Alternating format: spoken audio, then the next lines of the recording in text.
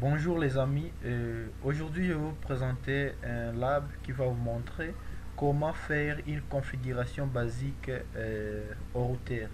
Pour ce faire, je vais prendre un routeur de série 1841. Je vais prendre aussi une machine. Je prends une machine. Alors, pour la première fois, on vous donne un routeur Cisco et il faut donc configurer et il faut le configurer afin d'assurer une utilisation multiple et l'adapter donc à vos besoins. Et ainsi, je vais prendre ma machine ici, je vais la connecter au routeur via le câble console. Je vais connecter mon câble console. Pour la première fois que vous voulez utiliser un routeur Cisco, il faut avoir un câble console que je connecte au port RS. Et sur les routeurs, je vais connecter ça au port console. Alors, qu'est-ce que je vais faire? Maintenant, je vais assurer une configuration basique, d'où je vais sécuriser la commande enable, qui est la commande qui donne le mode privilégié. Après ça, je vais créer un mot de passe pour la ligne console ici. Donc, c'est pas, je vais mettre un mot de passe afin que lorsqu'un un utilisateur veut se connecter, ça va lui demander de s'authentifier. Après ça, je vais activer Telnet afin d'assurer une connexion à distance au routeur via son adresse IP. Ainsi, j'ai déjà connecté, c'est l'étape numéro 1. J'ai déjà connecté la machine au routeur via le câble console. Alors, je clique sur la machine. Voilà, une fois cliqué sur la machine, je clique sur l'onglet Desktop. Et puis, terminal, c'est la ligne console. Vous voyez que là, je vais assurer la communication. Donc, je suis en train de configurer. Donc, j'ai déjà le privilège de configurer l'équipement. C'est qu'il y a une communication entre ma machine et le routeur. Alors, qu'est-ce que je vais faire? Je vais taper la commande. Je vais refuser le dialogue. Non. Parce qu'ici, on me demande si je vais suivre le dialogue. Je dis non. Je tape non. Et puis, je vais entrer dans le mode privilégié avec la commande enable. Cette commande donne le mode privilégié au routeur. C'est que c'est une commande qui vous permet d'être un super utilisateur ainsi sur l'équipement. C'est que vous avez le droit de faire des modifications avec cette commande. Ainsi, je vais sécuriser cette commande afin que quand quelqu'un voudra la taper ou l'exécuter, que ça lui demande un mot de passe. Alors pour sécuriser ça, je tape la commande enable password et puis je mets par exemple Cisco, c'est ça le mot de passe, et puis je fais go. Ouf. Oh, ok, avant de taper la commande enable, je suis dans le mode privilégié. Il faut que je sois aussi dans le mode global, qui est la commande avec la commande configuration terminale. Alors je vais taper la commande enable password. Je donne le mot de passe c'est Cisco, et puis je fais go. Ça marche. Merci. Maintenant, je peux tester si ma commande a marché. Je vais faire exit pour encore exit pour quitter dans le mode privilégié. Maintenant, quand je vais taper la commande, vous voyez, on me demande le mot de passe. C'est que je vais mettre le mot de passe Cisco, et puis je fais go. Vous voyez que j'ai le mode privilégié. Alors, je pars encore dans le mode global.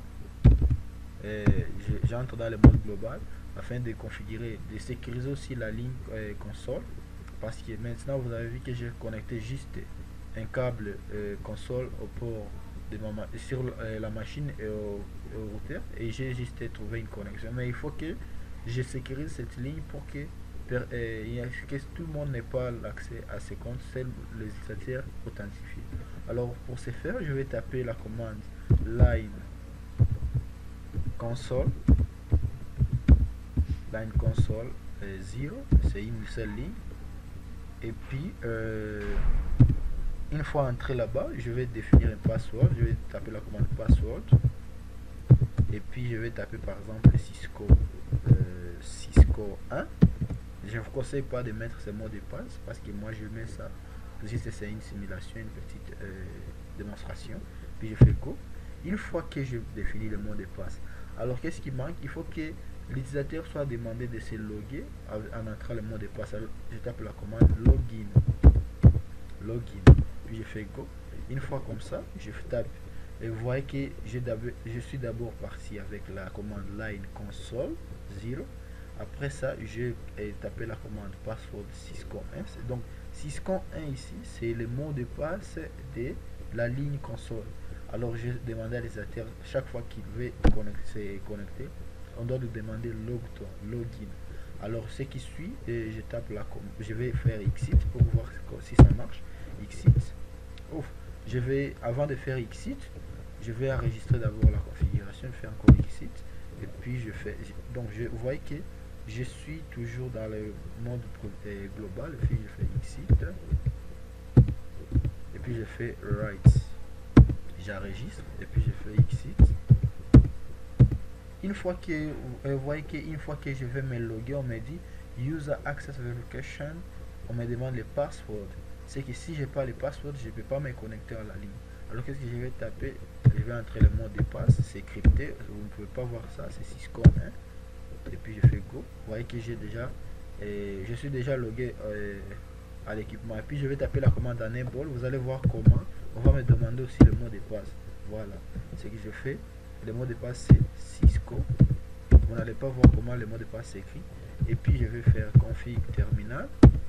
Après ça, qu'est-ce que je vais faire? Je vais activer Telnet afin d'assurer une connexion à distance à l'équipement via son adresse IP. Et pour activer Telnet, vous devez d'abord donner à une interface l'adresse IP. Cette interface qui va permettre à les machines qui y seront connectées de se loguer via l'adresse IP. Donc je vais d'abord spécifier une interface, donc 0. Je prends l'interface 0/0. Pardon, c'est l'interface Fast Ethernet 0/0. Et puis je fais IP address pour donner l'adresse IP à l'interface. Je mets par exemple 192.168 et 168.0.254. Et puis le masque sous réseau c'est 3 fois 255.0. Et puis je fais go.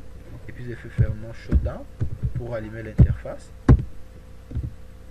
Maintenant, je peux activer aussi le DHCP, on ne sait jamais. Je vais activer le DHCP afin que je ne puisse pas me fatiguer à donner les machines de l'adresse IP. Je vais faire IP DHCP pool. Et par exemple, je mets par exemple GGT. Et puis, je fais network, adresse réseau. Network c'est 192.168.0.0 et puis 3 fois 255, le masque sous réseau 255.0. Puis il fait go. Et puis default router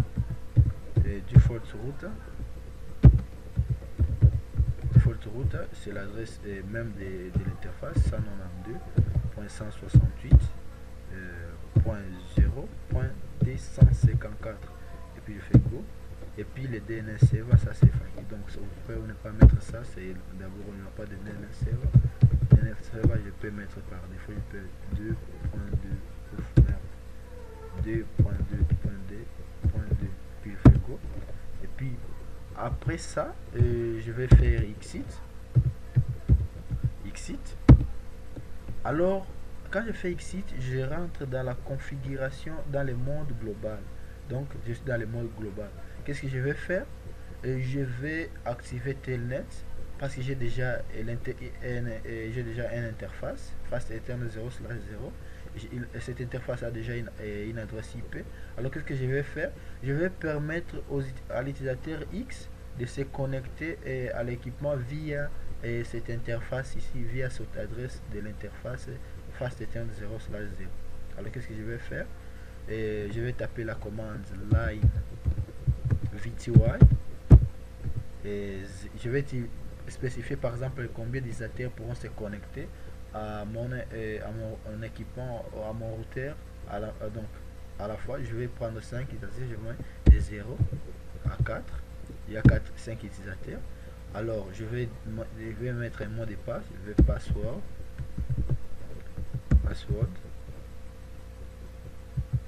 Et je mets par exemple Cisco 2.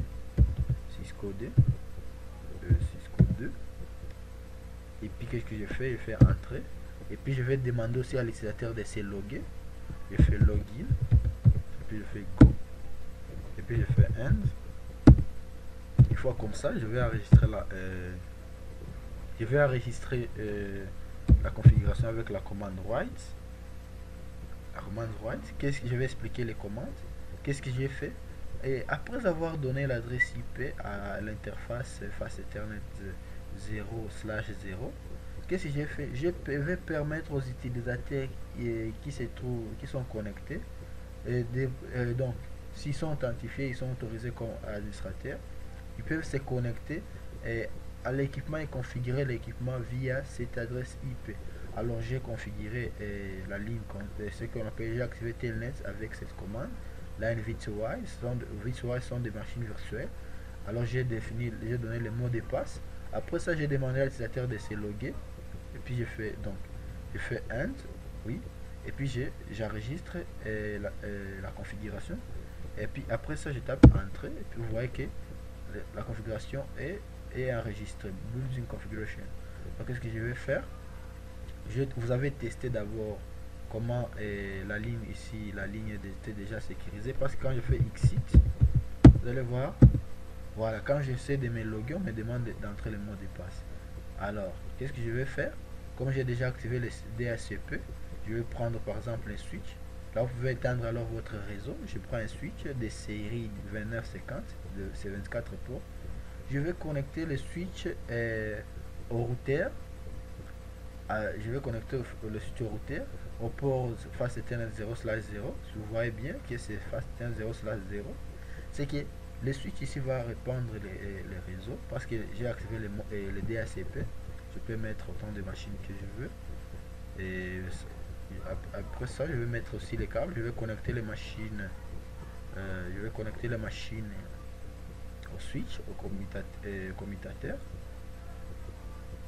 Vous allez voir comment je vais me loguer à l'équipement. Je vais commencer à configurer, à taper la ligne de commande via donc en disant ma machine, ces machines sont en alarme. Vous voyez la couleur orange ici, c'est l'alarme mineure. Ça veut dire que donc la ligne est en train de s'ouvrir. Il faut patienter. Ce qui est mauvais, c'est la couleur rouge. Quand c'est en couleur rouge, c'est pas bien. Notre routeur ici, on a sécurisé la ligne console. Et après ça, on a fait quoi? On a sécurisé la commande enable. Qu'est-ce qu'on a fait en dernier lieu? On a activé Telnet. Alors on va tester Telnet. Je pars sur la machine, je clique et puis je fais l'onglet desktop et puis j'active le DHCP. Voilà, la machine est connectée. C'est le ci. Donc comme j'ai activé le DHCP, j'ai facilité la tâche au lieu de partir sur chaque machine connectée. Bon, ok, qu'est-ce que je vais faire? Je clique pour se connecter à l'équipement au routeur via la ligne Telnet. Qu'est-ce que je vais faire? Je vais partir sur une machine qui est connectée au réseau. Je vais partir dans la commande prompt qui est CMD. Et puis qu'est-ce que je vais taper? La commande Telnet. Je vais taper la commande Telnet. Vous allez voir Telnet. Et puis quand je fais Telnet, je tape la commande Telnet. Je vais ajouter l'adresse IP plus l'adresse IP de notre gateway. Je fais espace, l'adresse IP du routeur, je fais 192, c'est .168 .0.254. Et puis quand je fais ça go, vous voyez que ça me demande user access verification et puis ça me demande le password. Je vais taper Cisco 2, puis je fais go. Vous voyez que je suis connecté au routeur. Je vais taper la commande enable. On va me demander le mot de passe, c'était Cisco, fait go. Et puis là je peux partir dans le mode privilégié, config terminal. Je peux donner le nom à mon routeur. Je vais donner avec la commande host name. Je donne par exemple hop. Je donne hop /ggt, donc ggt. Et puis je fais go. Vous voyez que directement que mon routeur, j'ai renommé mon routeur, ça s'appelle Hops. Là, j'étais génie gestion de télécommunications. Là, vous pouvez faire tout ce que vous voulez avec la ligne console parce que vous n'êtes pas dans commande line interface, vous êtes dans commande propre qui est CMD. Et je vous remercie et je suis presque à la fin de notre lab, hein. Je ne vais pas aussi manquer à vous signaler qu'avec les câbles ici, les câbles console, vous ne pouvez pas avoir la connexion internet au réseau. Il faut vous connecter avec un câble 3 croisé, ça dépend de l'équipement où vous voulez connecter. Parce que le câble console ici est fabriqué. Donc la première couleur est connectée à la huitième donc de l'autre bout. C'est comme ça qu'on inverse ça. C'est comme si vous faisiez un câble droit et puis vous inversez second. Donc la première couleur viendra à la huitième, donc ainsi de suite. Je vous remercie et c'est quand même bien que si vous appliquez aussi et m'envoyez aussi des suggestions. Je vous remercie et nous sommes presque à la fin. Et à bientôt pour les nouveaux tutoriels. Je vous remercie.